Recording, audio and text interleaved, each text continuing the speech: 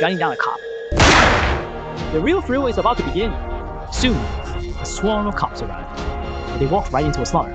The man raised his rifle and started shooting wildly. He was calm and very professional. After emptying a magazine, he packed up quickly and efficiently left the scene. Even more horrifying, this wasn't the first attack on the police. Just the night before, 2 officers were dispatched by the call center to check on a seriously injured person under a bridge. While examining the man closely, the man disguised as a gunshot victim suddenly pulled out a gun, fired 4 shots quickly. Each shot hit a vital point. Both officers died instantly. Moreover, after killing the officers, the man calmly took out the prepared walkie-talkie and replaced one of the officers' communication devices. Thus, the police unknowingly exposed all the operational details. While the police were frantically searching for him, the man revealed his identity and made his demands. His name was Owen. He and his father were former Royal Marines. Due to a recent drunken incident, Owen's father killed a cop while resisting arrest.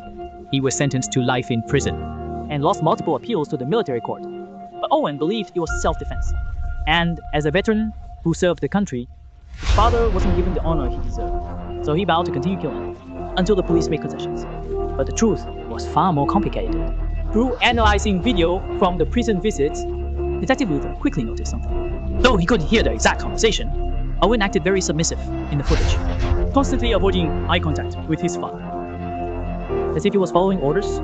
Just as Luther suspected, when he met Owen's father, the man didn't hide his demands to stop his son. He wanted his sentence reduced to 5 years and to serve in an open prison. Terrence was the mastermind of this attack. Faced with such absurd demands, Luther stayed calm and pretended to negotiate, but had his colleagues search Terrence's cell thoroughly.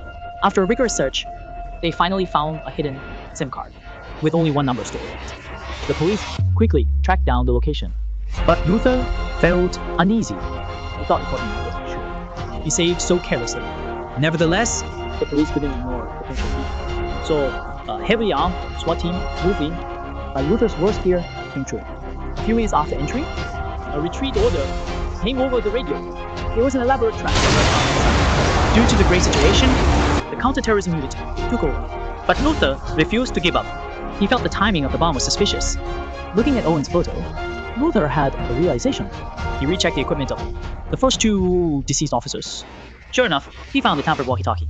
With this discovery, he devised a plan against Owen. He called a TV reporter and staged an interview. While discussing the recent attacks, he taunted and provoked the killer, intending to draw Owen's focus completely onto himself.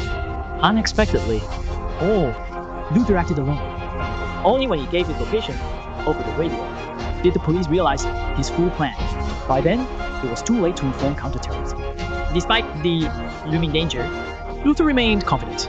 He believed he had erased Owen enough not to be killed quickly. Besides, during a previous cell search, the police found evidence of Terrence's child abuse. Considering Owen's submissive behavior, it was likely he suffered similar abuse. Indeed, Luther's words pushed Owen over the edge. His emotions spiraled out of control. Seeing the moment was ripe, Luther shifted from taunts to insults. Owen, enraged, proposed and rushing his gun. So, as he pulled the trigger repeatedly, both narrowly survived the first bullet. With only 2 bullets left, Luther's fate hung by a thread. This outcome shocked Owen, but he was relentless. Aiming the gun at his own head, Luther seized the moment and struck hard, then landed a powerful punch, eventually subduing the madman behind countless deaths.